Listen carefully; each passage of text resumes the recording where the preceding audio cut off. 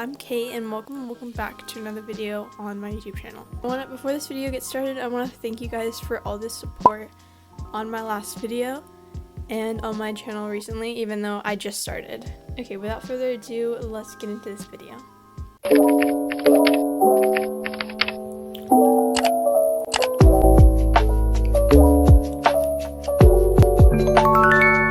So in today's video, I'm going to be showing you how I draw eyes and tips and tricks that I would suggest to beginners when approaching to draw an eye.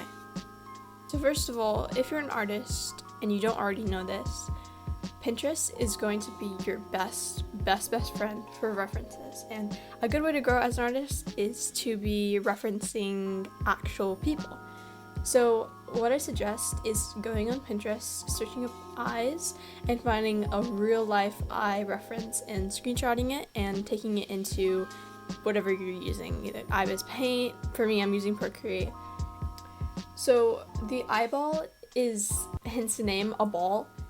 So you always want to start the eye off with a circle, and this will just create a kind of like a guideline or foundation for deciding how the eye is going to be shaped, if it's going to be wide, slim, all the things you would use to classify how an eye looks. For the sake of this video, I just created this little model here that I drew, and it's basically just showing you how the eye would sit in the socket of the eye, so the skin around your eye, around your eyeball essentially. So hopefully this helps you understand that the eyeball is a ball. And so this is how it would look. Obviously not as scary, but just like keep that in mind that the eye is a ball and it is a 3D object. So don't make anything when drawing the eye look flat. That's what a lot of people do. Also, from drawing the eye from the side, this is a terrible demonstration, but a lot of people try to draw the eye from the side as you would draw the eye from the front. But like I said, it's a 3D object, so when it rotates, it's gonna rotate. So it's gonna look something like this, like a V almost, but like sideways. And then the eye is also going to shrink. Not the eyes, it's not gonna shrink. The eyeball is just going to become more narrow, but I didn't really demonstrate this very well in my drawing. And also, if you don't know this, if you're using Procreate, this is how you add a reference to your, to Procreate, so that you don't have to add an image.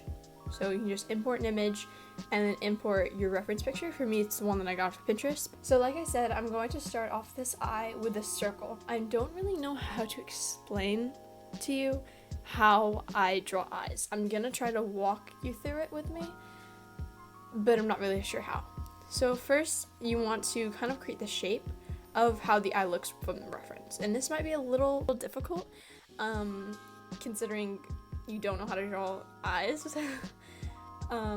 But try your best, okay? So I have seen this one trick where you create this ramen bowl shape and then you go for that. Personally, I don't really like this since you can't correctly assess the likeness of the eye if it's not shaped like a ramen bowl or whatever you want to call it, if it's not, the top isn't slim, because some eyes are round on the top, and you know what I mean. I'll put a reference picture that you would not be able to correctly capture the likeness of using the ramen bowl technique. And it's really important to understand how to capture the likeness of things, if that makes sense. I don't know how to explain it. Anyway, so what I'm doing here is I'm just adding details, and I'm just trying to capture the likeness of the eye. And it's really hard to explain how I do it, but I'm trying my best. You just want to kind of trace the picture with your eye and then do that with your hand, if that makes sense. So a lot of details that I like to add is, first of all, individual lashes and eye bags. That's just because a lot of the time people have eye bags and they're usually color, if that makes sense. Like, I don't know how to explain that.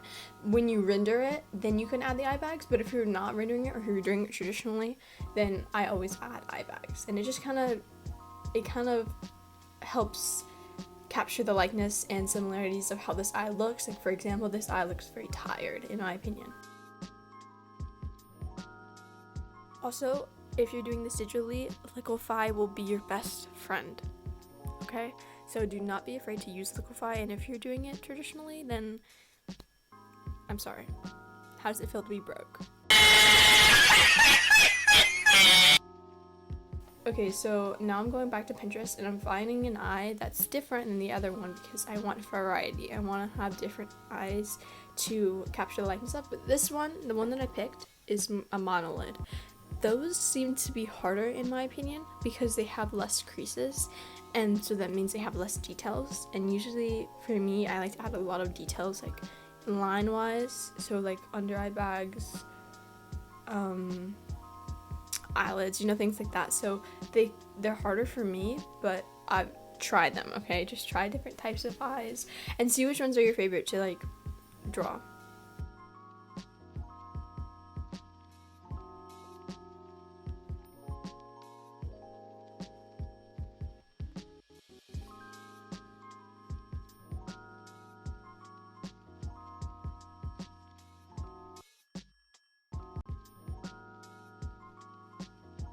Okay, so this video was relatively short, so I'm just going to grab another eye from Pinterest, import it, and I'm gonna try to stylize it, but after already knowing the basics. So like I said, stylization is a skill.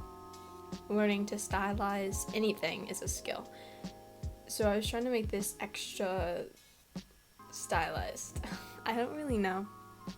Anyway, while I was doing this, I actually hated this eye so much. I hated it so much, and I was trying to make those like dramatic eyelashes like I've seen that people do when stylizing their work, and it did not work for me. It looked like a spider. It actually did.